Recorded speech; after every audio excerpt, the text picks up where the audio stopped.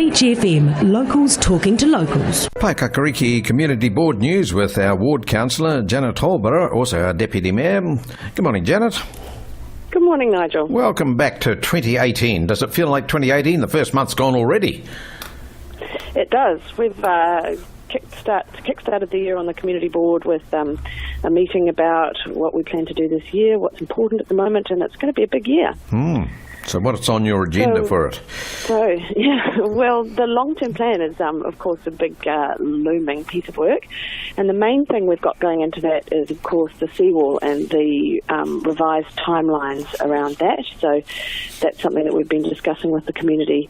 And not just discussing that, but in the context of the wider picture that we've got at Council of trying to time projects to try and keep our debt within acceptable levels and also keep rates to a minimum. So what we're doing is looking at all those big projects across Council and timing them out so that there's the least impact on the community as possible. Now, one thing that came back from our community is it's really important that the design that's been decided on over 5 years of consultation is really important to everybody, so that we stick with that as the most important thing. If it gets put out a couple of years, that seems to be less important to people, as long as we end up in the long run with what our community wants. So that's going well so far, and it seems like we've got a solution, but we'll just see how we go through the process with the long-term plan. Can you stand that another 2 years without protection from the sea? So what happens is when we get a storm and we get a bit of damage, there's remedial work that can be done around that, and that does cost a certain amount, but in terms of the bigger picture of the cost of the whole seawall and doing that sooner, when we've got other projects that we have to do as well, we've kind of weighed that up and decided that it's still worth doing it that way. Okay. So it's not ideal. I mean, we'd like to get down there and fix it straight away, but there's this bigger picture, and we've just got to do what's possible, not necessarily what's ideal. So have you come up with a final design and costing of it? So the costing seems pretty final now. You never can be entirely certain. So we've now done all the geotechnical work, and it's had some pretty robust costings, and so that's why the price went up. That's why we have to time the project over a longer period of time. But I think we're pretty certain about that we can fit it into the budget that we've got now.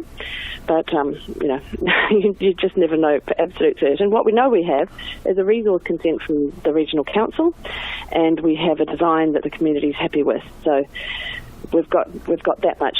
Going back to the drawing board, redesigning, reconsenting, that would be a huge cost and a huge uncertainty as well. Sure. So we're best working with what we've got. So I suppose there's a contingency fee being put into that if you're not going to start it within 2 years. I mean, the costs will go up dramatically over those next 2 years. Yes, well, we've taken that into consideration as much as we can. Of course, that's an unknown as well, but all we can do is make our best estimate in terms of that. The other thing we've got going into the long-term plan is it's already approved, is the track along State Highway 1. That should be getting underway soon. So the first section of it has been done through the trees, and we've just hit some difficulties with getting machinery in and around and across the stream there. So that should be getting underway again soon, so that we have that track going alongside State Highway 1 through to the escarpment track. Of course, it's been a really busy summer with that escarpment track, and people don't seem to mind too much walking along State Highway 1, but it would be nice to have that track through the trees instead for people to walk along. Sure. And I see there's a cycle track from Sangsu Corner towards Paekakariki is something to do with the expressway too, isn't it, to safeguard the cyclist? That's on the left-hand side. Yes, that's right. So that's something that we worked pretty hard, actually, and members of the community, including Jan Nisbet, were instrumental in that as well, to organise for cyclists to have safe passage along State Highway 1 while the transmission gully works are happening. So there's some temporary signage up around the village if people are wanting to know where the best way to go is. So there's some laminated signs that are stuck up around the place, and we're hoping to get some more permanent signage about how to get around on bicycles while that's going on, and also in the longer term.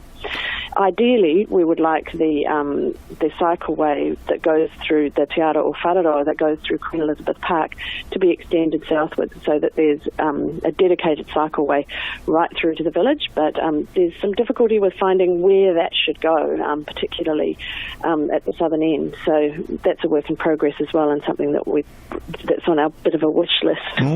That Te Ara walkway, I mean, I'm thinking right through New Zealand. I was out having a gallop around the Waikanae River, and I came across a couple of Americans. They were just wondering how they got onto the Te Ara walkway from the Waikanae River. I pointed them in the right direction, but it's getting a lot of use from way out, just not locally, isn't it? Absolutely, yeah. I met a French guy on the railway station the other day who was trying to find the right way to go, and somebody who was doing the whole walk who was having a nice rest down here on the beach in Paekakariki. So it's bringing lots of international tourists through, and we're certainly seeing that, as well as lots of people taking the train up from Wellington and locals doing it as well. So it's got a real mix of usage. Now, we've got a track counter which is showing that some thousands of people do it on busy weekends, but we don't yet have details on how that breaks down in terms of local or international visitors, so it'd be really interesting to do that piece of work. Yes, too right. And what else was on your meeting agenda the other night that you've got to get done this year? State Highway 1 revocation is a big one. Yes, so in terms of returning State Highway 1 to a local road outside Paekakariki, when we get bypassed by Transmission Gully, and making sure that's fit for purpose.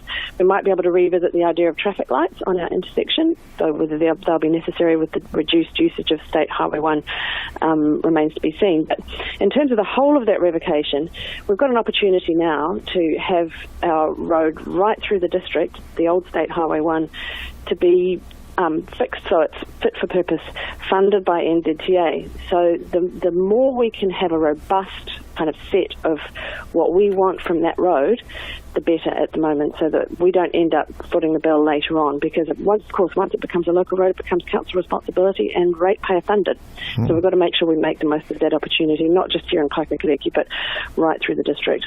Sure. And the naming of that road, when's the council going to decide on that? So that's coming up pretty soon. We're having a preliminary discussion on that next week, I think.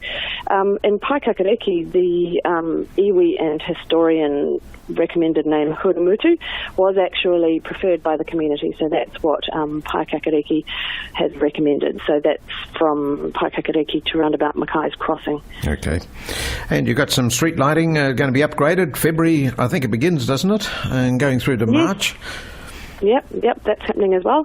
So that's all in train, and LED lighting is just proving to be really successful in terms of reducing crime as well as anything else, and just the streets being really pleasant at night. So, of course, we had some that was first cab off the rank and up at Harmer Street here, so that's been really appreciated, and we have it along the parade as well and various other places, so look forward to that being rolled out right across the district. Good on you. All right, Janet, so your first meeting's about end of February, is it, as a community board? 27th of February. All right, fair way off, yeah. And we're starting a little bit later, 7:30 this year. Okay. Janet, thanks for your time this morning, and we'll talk to you in a fortnight's time. Great, thanks Nigel. Janet Holborow, Ward Councillor for Paekakariki. 106.3 Beach FM.